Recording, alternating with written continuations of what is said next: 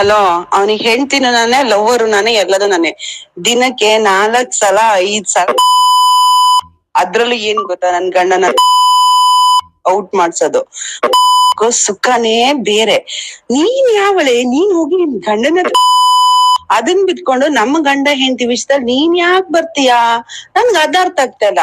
ಚಿನಿ ಬಾ ಬಾ,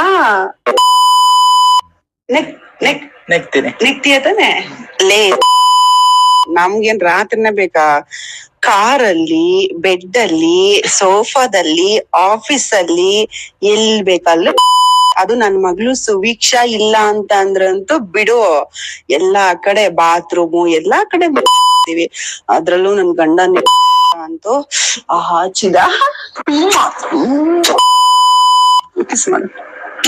love you. ಇಲ್ಲಿ ಕೇಳಿಲ್ಲಿ, ನೀನು ಇವಳನ್ನ ಇನ್ನೊಂದು ವಿಷಯ ನಿಂಗೆ ಗೊತ್ತಿಲ್ಲ ನಂಗೆ. ಇವಳೇ ನನ್ನ ಸರ್ವಸ್ವ, ಇವಳನ್ನ ಪಡಿಬೇಕು ಅನ್ನುವಂತ ದೃಷ್ಟಿಯಿಂದ ಅವಳು ಏನು ಮಾಡಿದ್ರು ಕೂಡ ನಾಯಿ ತರದಲ್ಲಿ ಅವಳ ಹಿಂದೆ ಓಡಾಡ್ದ ನಾನು. ಅವಳು ನನ್ನ ಹಿಂದ್ ಬಂದವಳಲ್ಲ.